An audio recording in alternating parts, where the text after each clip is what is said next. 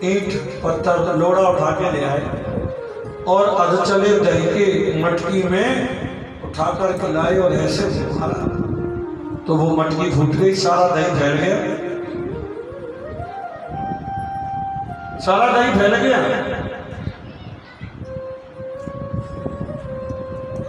मैया ने आकर के देखा, मैंने सोचा ये तो खाली आवाज ही होगी लेकिन मटकी तो फूट गई, अब होगी पिटाई, अब मैया नहीं छोड़ेगी। कोई कोई बालक बड़े चालाक होते हैं, गलती करने के बाद में भी अपने आप को पहले से ही रोना शुरू कर देते हैं, मैं मारना पड़ेगा। गलती तो थी कन्हैया ने तो रोने जैसा मुंह बना लिया ताकि माँ मारे नहीं, ऐसे ही गोविंद ने किया। सुखदेव जी कहते हैं झूठे के आंसू लगा के रोना शुरू कर दिया और गोविंद मैया ने आई, अरे हे भगवान ये क्या किया तूने, मेरे सासू के समय की मटकी तूने फोड़ दी, आज नहीं तुझे छोड़ूंगी, आज तुझे छोड़ नहीं सकती। छोटा बालक जो होता है बड़ा चंचल होता है, चलता बहुत कम है लेकिन बहुत तीव्र गति से भागता है। मैया चांदी की छड़ी लेकर के गोविंद के पीछे भाग रही है, आज नहीं तुझे छोड़ सकते।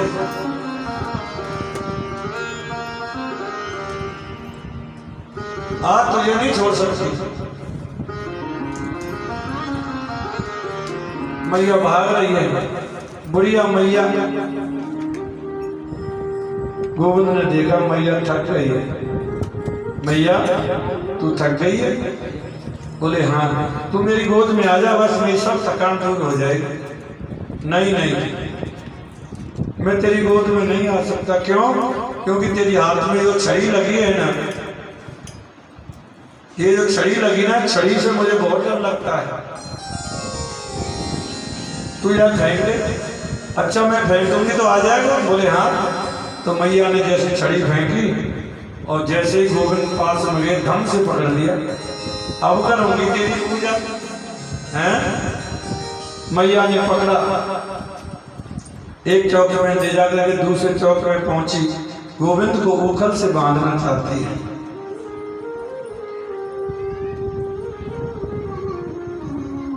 उखल से बांधना चाहती है गोविंद, जिसे ना दिन में दिखे ना रात में दिखे। गोविंद को जैसे उखल से बांधती है रेशम की रस्सी में, और जैसे बांधती है तो 2 अंगुल कम हो जाती है। मैया और रस्सी बांध जोड़ती है, फिर बांधती है तो फिर 2 अंगुल कम हो जाती है। मैया कहती है क्या बात है? सुखदेव जी कहते हैं परीक्षित सावधान, ये क्या कर रही है यशोदा कि जिस परमात्मा के आदि का पता नहीं, अंत का पता नहीं, उसे बांधना चाहती है, उसे बांधना चाहती है। यशोदा अपना पुत्र मान रही है, उखल से बांधना चाहती है, लेकिन ये रस्सी जो है 2 अंगुल की कम हो जाती है। क्यों? क्यों? एक होती है ऐश्वर्य शक्ति।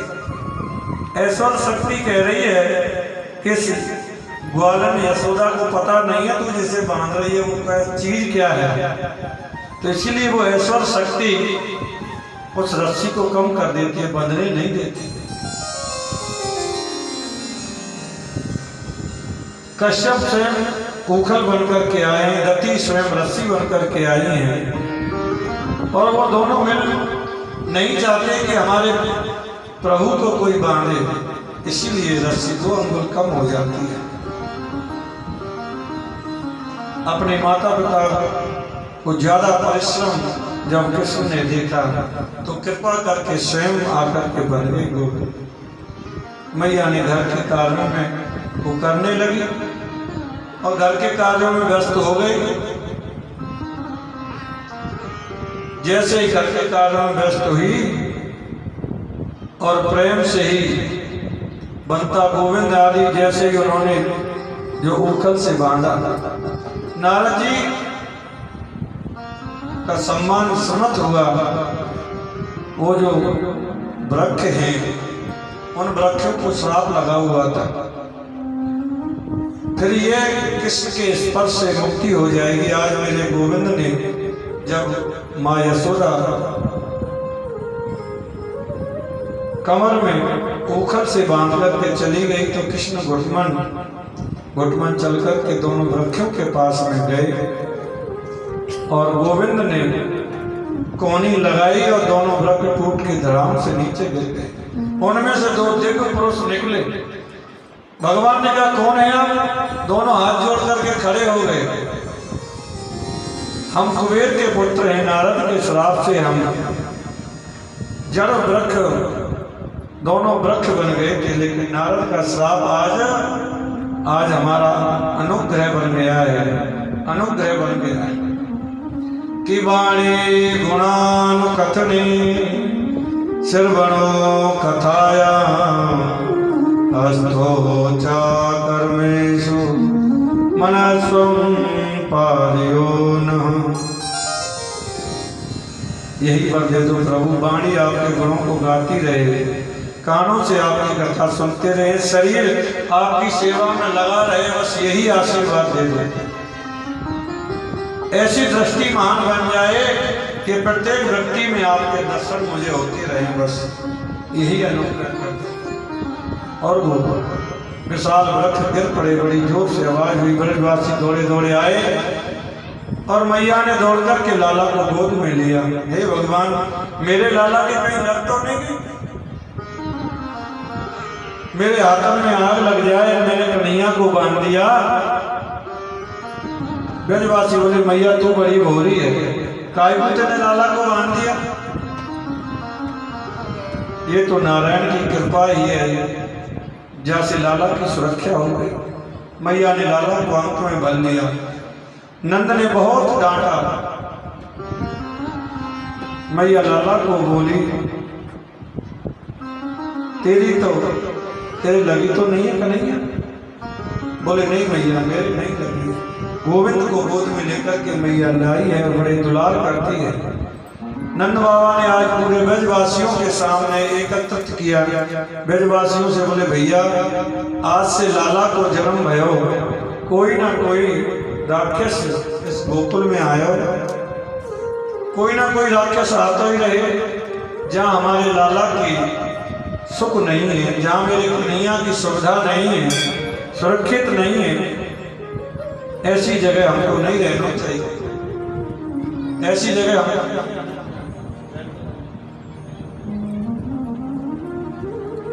गोकुल में नहीं रहना चाहिए। जहाँ हमारा लाला सुरक्षित नहीं है, सुख से नहीं रह सकता, ऐसी जगह पर नहीं रहना चाहिए। नंद बाबा ने सभी ब्रजवासियों को बुलाया और सबसे वार्तालाप की क्या करें, लेकिन सबकी वार्तालाप होने के बाद उन्होंने कहा कहाँ जाएंगे? बोले गोकुल की तरह ही, गोकुल जैसी परम सुंदर नगरी है। नंद बाबा ने छोटे भाई घनानंद ने कहा कि वनम वृंदावनम नाम पसेभ्यो नवकाननम गोपी गवासेभ्यो पुण्यानि तृणवीरुधम। ये नंद जी के छोटे भ्राता कहते हैं परम पावन अद्भुत जगह जिसका नाम है श्री धाम वृंदावन। वृंदावन से सुंदर नगरी और कहीं नहीं है, वृंदावन से पवित्र और कहीं नहीं मिलेगी, इसलिए हमें वृंदावन में ही चलना चाहिए। वृंदावनम गोवर्धनम यमुना पुलिनानि च। ऐसा पवित्र वृंदावन का, ऐसा परम सुंदर वृंदावन की जगह है जहाँ तुलसी का वन है। वृंदावन में और कुछ नहीं है, सिर्फ तुलसी का ही वन है। यमुना का पावन जल है और ऐसे वृंदावन में हम चले तो वृंदावन हमें चलना चाहिए, क्योंकि ये प्रेम की विचित्र बात है। प्रीतम से सुख मिले, जहाँ सुख मिले, अनुभव हो सुख का, ऐसी जगह पे हमें जाना चाहिए। इतना बड़ा वैभव छोड़कर के गोविंद के लिए नंद बाबा गोकुल छोड़कर के वृंदावन चले गए। ये इनकी कितनी पवित्र भावना है, कितनी श्रेष्ठ भावना है कि मेरा लाला सुरक्षित रहे, बस मेरा कन्हैया सुरक्षित रहे। और वृंदावन में तो तुलसी का वन है बस, और उस समय और कुछ तो था ही नहीं, सिर्फ वन ही वन था। सभी ब्रजवासी अपनी बैलगाड़ियों को लेकर के वृंदावन में पहुंचे और बड़ी पवित्र भावना है हमारे लाला कैसे प्रसन्न रहे। कृष्ण बलराम दोनों भाई बोले मैया हम तो बड़े हो गए हैं, अब हम गौ चराने जाने की अनुमति मिलनी चाहिए। मैया बोली अभी तो तुम छोटे हो, तुम्हें गौ चराने की अनुमति नहीं मिल सकती, तो ज्यादा अगर करोगे तो बछड़ा चराने की अनुमति तुम्हें मिल सकती है, बछड़ा चराने की अनुमति मिल सकती है। कन्हैया बड़े प्रसन्न हैं, आज उनको बछड़ा चराने की अनुमति प्रदान हुई है। ना जाने कंस को कैसे विदित हो गया कि ये सब कृष्ण को लेकर के वृंदावन चले गए हैं, और इसलिए कंस ने कृष्ण को मारने के लिए एक विशाल राक्षस को भेजा। उस राक्षस का नाम है वृत्तासुर। बछड़े के रूप में आ गया और गोविंद के बछड़ों में आकर के मिल गया। लाखों बछड़े हैं, उनमें क्या पता चले, बछड़ों में आकर के मिल गया। कन्हैया ने बलराम से कही देखो आप फिर कहोगे कि पहले नहीं बताई, हमारे बछड़ों में आकर के कोई राक्षस बछड़ा बन के मिल गया है। अच्छा ये कंस का राक्षस है। वृत्तासुर कहते हैं मन की चंचल वृत्ति को, मन की जो चंचल वृत्ति है उसे ही वृत्तासुर कहते हैं। और उसे समाप्त करने के लिए हमें गोविंद की वृत्ति जब चंचल बन जाए तो उसे कन्हैया दूर कर देते हैं। और वृत्तासुर को भी उद्धार कर दिया। एक और राक्षस भेजा कंस ने, बकासुर, बगुले के रूप में आया, उसका भी मेरे गोविंद ने उद्धार कर दिया। और बलराम जी बोले मैं तो अब गाय चराने जाऊंगा, मैं बड़ा हो गया। कृष्ण ने बछड़े चराने जाते हैं और बलराम जी गाय चराने जाते हैं। आज अगासुर वो अजगर जो है, अजगर के रूप में आया है। अगासुर अजगर के रूप में आया और गोविंद बछड़े चराने जाते हैं। अब कहते हैं पाप को उसने एक तल धरती पर लगाया और दूसरा आकाश में, और हजारों किलोमीटर लंबा छोटे छोटे सखा बछड़े चराने जा रहे हैं। और उन्होंने दूर से देखा मान की ये तो कोई गुफा लगती है। एक बोलो तू ना जाने मेरी मैया के जंगल में बहुत गुफा हो करें, और गुफाओं में संत जन रहते हैं, गुफा में संत जन रहते हैं। अच्छा तो एक बोलो ऐसा करें संतन के दर्शन ही कर लें, वो भी सो देखी जाएगी, संतन के दर्शन कर लेते हैं। सारे सखा छोटे छोटे सखाएं, आज कृष्ण की उम्र तकरीबन 4.5 वर्ष की है। जब सारे सखाओं की उम्र 4.5 वर्ष की है तो नन्हे नन्हे बालक, हमको क्या पता, वृंदावन पहली बार आए हैं, कोई 10-20 महीने तो वृंदावन में आए हुए नहीं थे, 2-4 दिन ही हुए हैं, इसलिए वृंदावन के बारे में ज्यादा जानकारी नहीं है उन्हें। बछड़ों को लेकर जा रहे हैं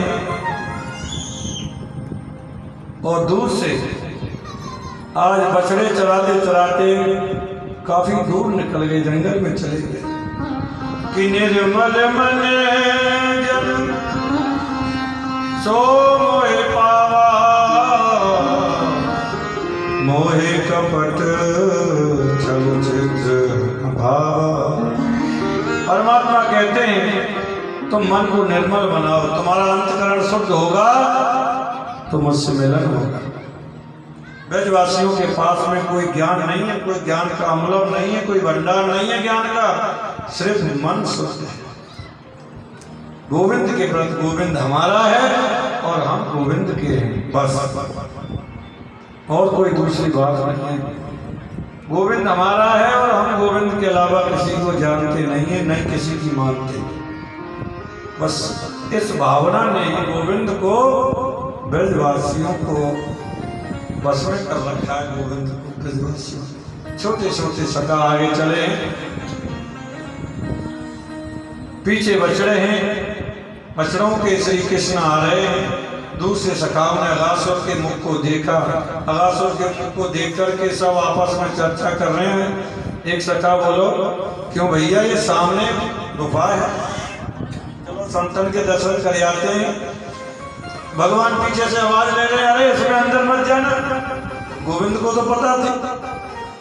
जैसे ही बच्चे जा रहे हैं, अजगर की जीभ नीचे लगी हुई है और जैसे जीभ के ऊपर पैर रखा तो जीभ होती है गुदगुदी गुदगुदी। जैसे ही पैर रखा तो एक सखा बोलो, क्यों भैया इसमें ये गुदगुदो गुदगुदो क्या है?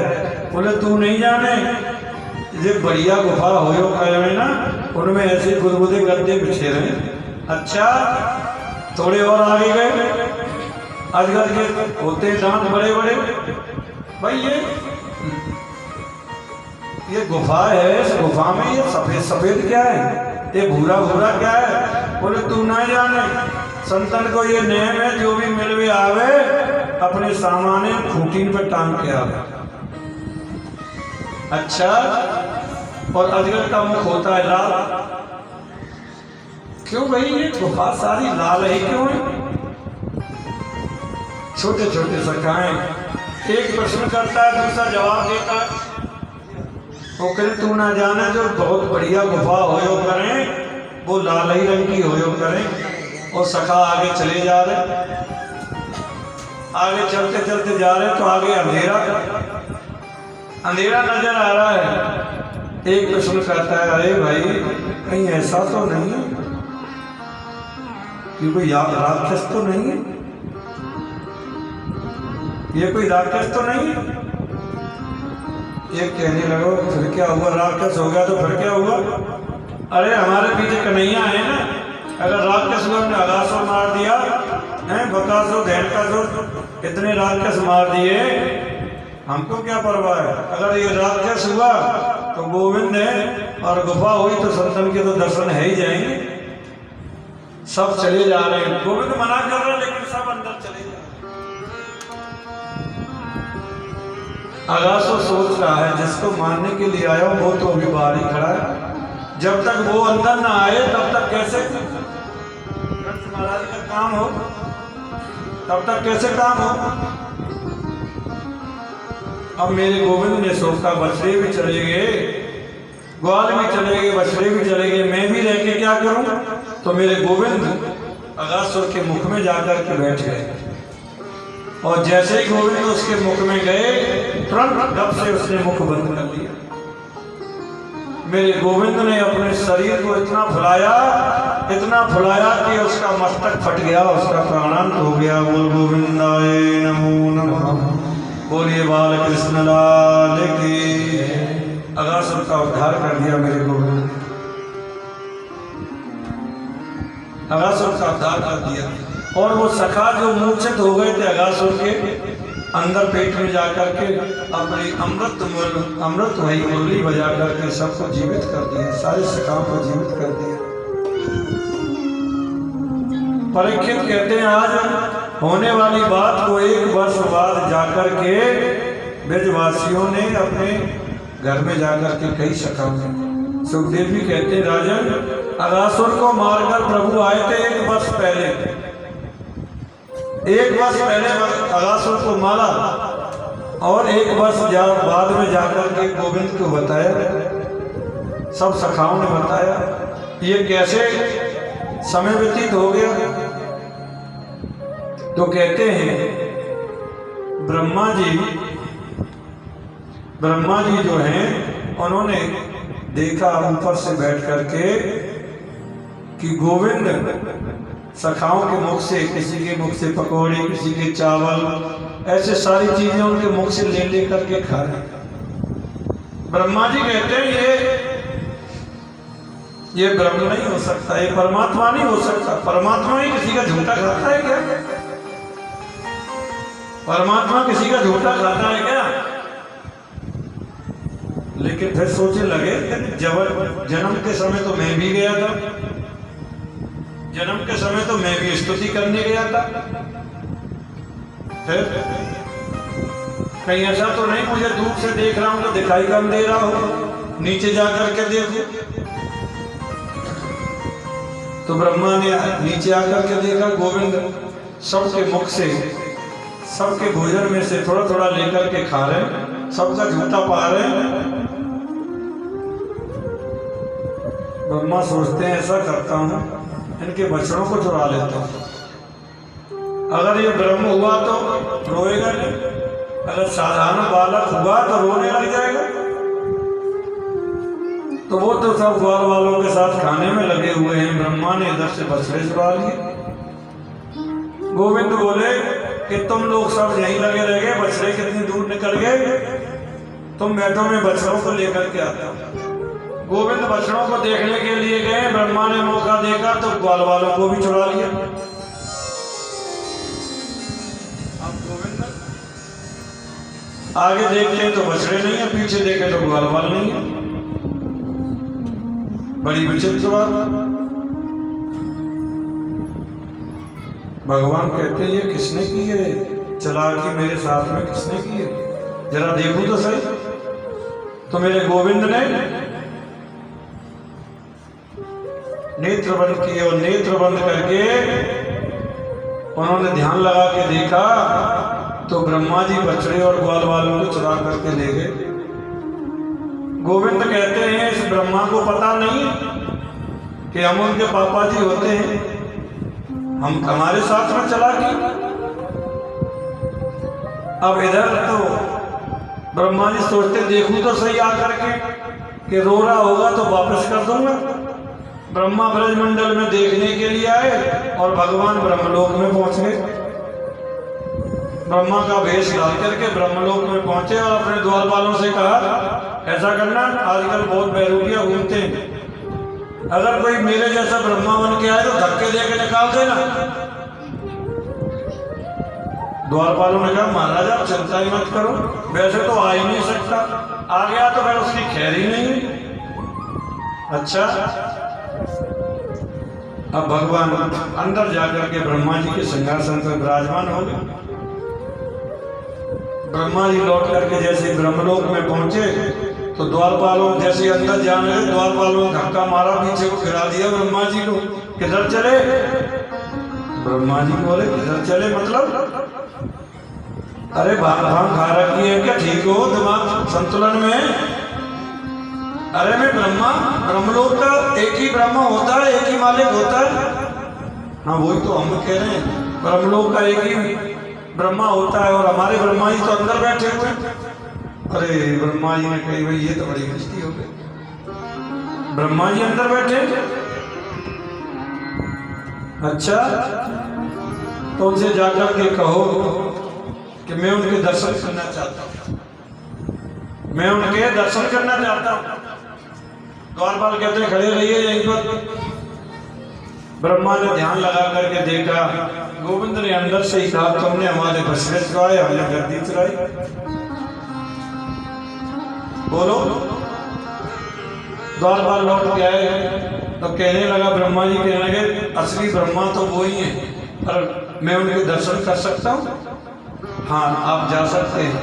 जैसे ही ब्रह्मा जी वहां पहुंचे अंदर तो भगवान वहां से अंतर ध्यान अपने ग्वाल वाल बच्चों को लेकर के। ब्रह्मा ने माफी मांगी, भगवान ने माफ कर दिया। इधर एक वर्ष बीत गया, इतने में 1 सेकंड लगी थी इतने काम के लिए। ब्रह्मा जी का एक दिन इतना बड़ा है, त्रेता द्वापर सतयुग कलयुग जब जो कई बार भूल जाते हैं ना, तब ब्रह्मा जी का एक दिन होता है। 1 सेकंड का वक्त लगा था, नीचे तो 1 साल गुजर गई थी इतनी देर में। और वही ग्वालवाल जो अगासुर को मारा था, आज वो घर जाकर के मैया को अपनी को बता रहे, मैया कन्हैया ने आज अगासुर मार दिया 1 साल बाद। और 1 साल तक गोविंद ग्वालवाल बछड़े बन करके रहे, क्योंकि कई बार जब गोपियां दूध निकालती तो गाय जब दूध निकालती तो गाय देखती, गोविंद कई बार दूध पीते, मैया का दूध पीने लग जाते, तो गाय सोचती काश ये हमारे बालक होते तो हम भी अपना दुग्ध निकलाते। और गोपियां सोचती काश ये हमारे बालक होते, तो भगवान ने उन सबकी मनोकामनाओं को पूर्ण कर दिया, किसी को पता नहीं लगने दी। बलराम जी को पता चली, क्यों भाई लाला ये क्या नाटक हो रहा है भाई जी, आपको पता तो लग गई है पर किसी से कहना नहीं,